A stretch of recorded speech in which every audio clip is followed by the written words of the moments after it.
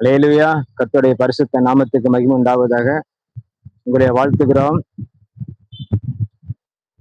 உங்களை ஆசீர்வதிக்கிறோம். கர்த்தருடைய நாமத்துக்கு பரிசுத்தம் உண்டாவதாக.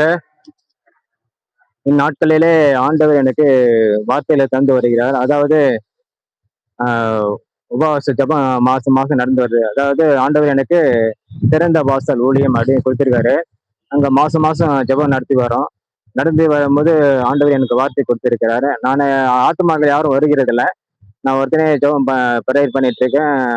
எனக்கு எனக்கு எனக்கு எனக்கு நானே பிரசவம் பண்ணுவேன். அப்போ ஆண்டவர் என்னோடு கூட பேசின வார்த்தைகள் சங்கீதம் 29 வாசிக்க கேட்போம். சங்கீதம் 29 2வது வசனம் வாசிக்க கேட்போம். அந்த வார்த்தை உங்ககிட்ட பகிர்ந்து கொள்ள வேண்டும் என்று விரும்புகிறேன்.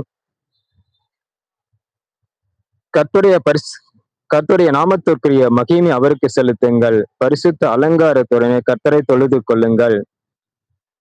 அதாவது பரிசுத்த அலங்காரத்தினை கர்த்தரை தொழுது கொள்ளுங்கள் அப்படின்ட்டு நம்ம கேட்டிருக்கிறோம். இப்ப நம்ம விரும்புவோம், எழுப்புதல் வேண்டும், அற்புத அதிசயம் அடையாளம் நடக்கணும் அப்படின்னு சொல்லி நம்ம விரும்புவோம், ஜெபம் பண்ணுவோம். ஆனால் அது அற்புதம் நடக்கிறதுல, அதிசயம் நடக்கிறதுல.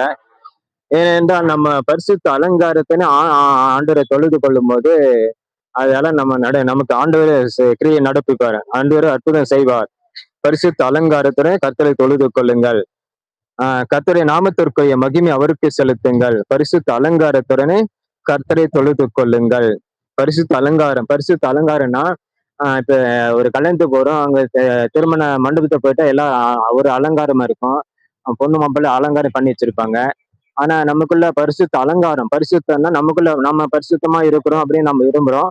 ஆனா பரிசுத்தமா இருக்கிறோமே என்று ஆண்டுக்குதான் தெரியும்.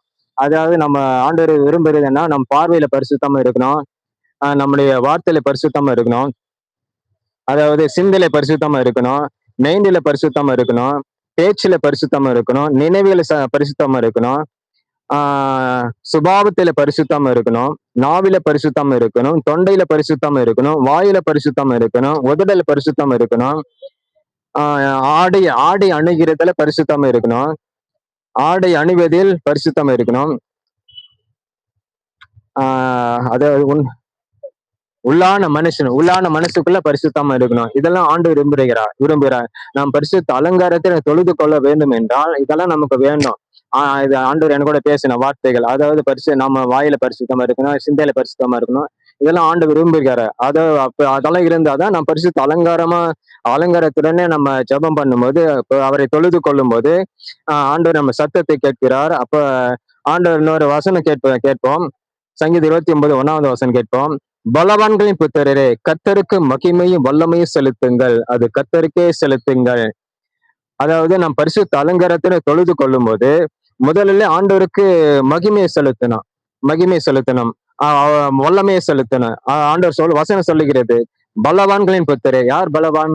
நாம தான் ஆண்டவருக்குள்ள இருக்கிறோமோ, ஆண்டவர் நம்மோடு இருக்கிற, நாம பலவனா இருக்கிறோம். நாம் பலவான், ஆண்டவர் நமக்கு பலனை தருகிறார், அதனால் நம்ம பலவனா இருக்கிறோம். அது ஆண்டவரை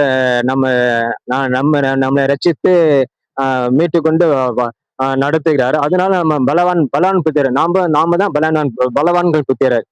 அது நமக்கு சொல்றாரு, பலவான்களின் புத்திரே, கர்த்தருக்கு மகிமையும் வல்லமையும் செலுத்துங்கள், அது கர்த்தருக்கே செலுத்துங்கள், பரிசுத்த அலங்காரத்துடனும் தொழுது கொள்ள சொல்லுது.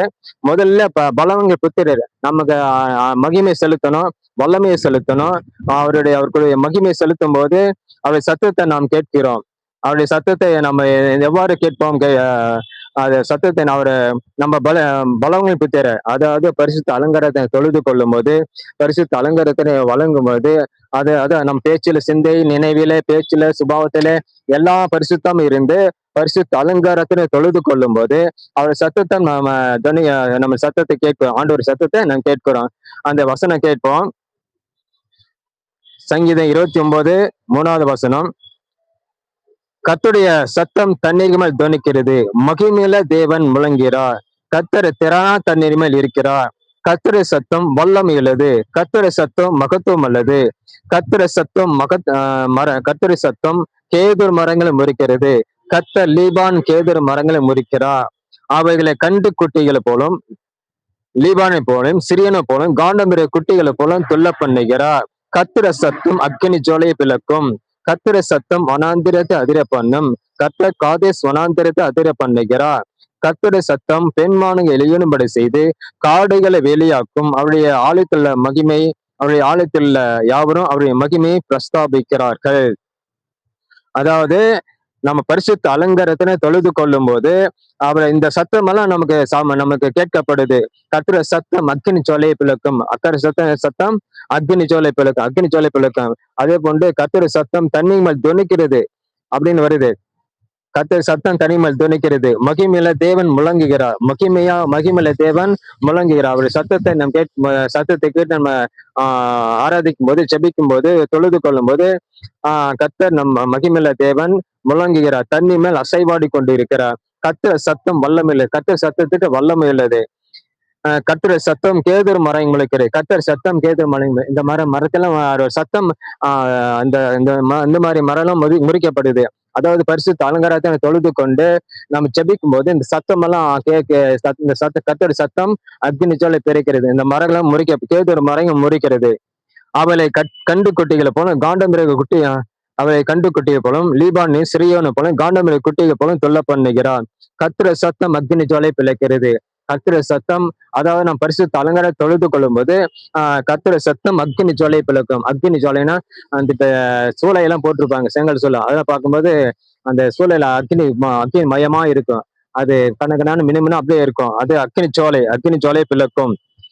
கர்த்தருடைய சத்தம் பெண்மானுங்க இழும்படி செய்து காடுகளை வெளியாக்கும். அவருடைய ஆலயத்தில் யாவரும் அவருடைய மகிமை பிரஸ்தாபிக்கிறார்கள்.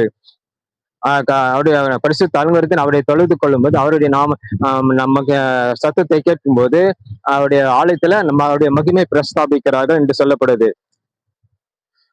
10வது வசனம் கேட்போம். கர்த்தர் ஜலபிரபத்தில் உட்கார்ந்து இருக்கிறார். கர்த்தர் என்றென்றைக்கும் ராஜாவாக வீற்றிருக்கிறார். அதாவது நம் பரிசுத்த அலங்காரத்தினை தொழுது கொள்ளும் போது அவர் ராஜாவாக வீற்றிருக்கிறார். கர்த்தர் ஜலப்பிரபத்தில் உட்கார்ந்து இருக்கிறார் என்று வசனம் சொல்லப்படுகிறது. அவருடைய மகிமை பிரஸ்தாபிக்கிறார்கள். கர்த்தருடைய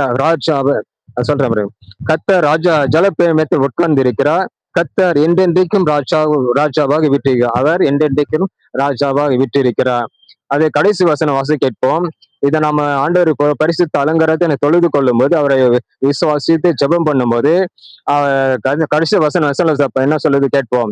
கர்த்தர் தமது ஜனத்திற்கு பலன் கொடுப்பார். கர்த்தர் தமது ஜனத்திற்கு சமாதான அருளி அவர்கள் ஆசீர்வதிப்பார்.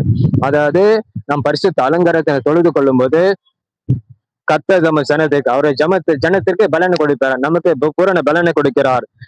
நமக்கு சமாதானத்தை கொடுக்கிறார். பரிசுத்த அலங்காரத்தை தொழுது கொள்ளும் போது நமக்கு சமாதானம். நிறைய கஷ்டம் இருக்கும், கடன் தொல்லை நிறைய பேருக்கு இருக்கும். அதெல்லாம் அந்த கஷ்டமெல்லாம் இராதபடிக்கு நமக்கு ஆண்டவர் சமாதானத்தை கொடுக்கிறவர் இருக்கிறார், வல்லவராய் இருக்கிறார். அதாவது நம் பரிசுத்த அலங்காரத்தை தொழுது கொள்ளும் போது இதெல்லாம் நடக்குது. ஆண்டவர் நமக்கு மகிமையாய் இருந்து நம்மோடு இருந்து நமக்கு பலனாய் இருந்து மகிமையாய் இருந்து நமக்கு பலனை கொடுத்து நித்தமும் சமாதானத்தை தந்து ஆசீர்வதித்து வருகிறார். நம்ம பரிசுத்த அலங்காரத்தை தொழுது கொள்ளும்போது இது ஆண்டவர் கூட பேசின வார்த்தைகள். நம்ம பரிசுத்தமா இருப்போம், ஆண்டவர் தொழுது கொள்ளுவோம். பலவன் புத்திரரா ஆண்டவரை தொழுது கொண்டு அவருடைய நாமத்துக்கே மகிமை செலுத்துவோம். ஆமென். அல்லேலூயா, அல்லேலூயா. பரிசுத்த நல்ல பிதாவே, உம்முடைய கிருபைக்காக அன்பிற்காக நன்றி ராஜா. இந்த வார்த்தை கேட்ட ஒவ்வொரு ஆத்ம இருதயத்தை நீங்க பேச வேண்டும் என்று ஜெபிக்கிறேனப்பா. தகப்பனே, ஒரு மனுஷன் எப்படி பரிசுத்தமா இருக்க வேண்டும், எப்படியெல்லாம் பரிசுத்தமா இருந்து எப்படியெல்லாம் பரிசுத்தமா இருக்கணும் என்ற விரும்புறோம். ஆனா பரிசுத்தமா எப்படி எல்லாம் இருக்க வேண்டும் இந்த வார்த்தை பேசின அன்பிக்காக நன்றி ஆச்சா. பரிசுத்த அலங்காரத்தினை எப்படி தொழுது கொள்ள வேண்டும். பார்வையில பரிசுத்தம் இருக்கணும், சிந்தையில பரிசுத்தம் இருக்கும், மைண்டில பரிசுத்தம் இருக்கும், சிந்தையில பரிசுத்தம், நினைவுல பரிசுத்தம் இருக்கணும், வாயில, நாவில, தொண்டையில, ஆடை அணிவதில இதெல்லாம் பரிசுத்தம் இருந்து நம்ம தொழுது கொள்ளும் போது ஆண்டவர் நமக்கு பலனை தருகிறார் இருக்கிறார். ஆண்டவரே, இதெல்லாம் பரிசுத்தம் இருந்து தொழுது கொள்ளும் போது பலனை தந்து தருகிறார், சமாதானம் தந்து வழி நடத்துகிறார் இருக்கிறார். ஒரு ஆத்ம இருத்தத்தை நீங்க பேசும் ஆண்டவரே. உண்மை பரிசுத்த அலங்காரத்தை தொழுது கொள்ள உதவி செய்யும் ஆண்டவரே. நீர் பொறுப்படுத்த ஆளுகை செய்யும், யாவுடைய கருத்தை ஒப்பு கொடுக்கும். ஒவ்வொரு ஆத்ம இருத்தத்துக்கு கிரிய நடப்பியும் ஆசைவாடும் இதுக்கு அந்த மகிமையை நமக்கு செலுத்துகிறேன். ஆசைவாடும் ஆளுகை கத்தை நாமத்தில் ஜெபிக்கிறோம். எங்கள் ஜெபத்தை கேட்கும் ஜீவன பரிசுத்த பரலோக பிதாவே. அமேன், அமேன். அல்லேலூயா.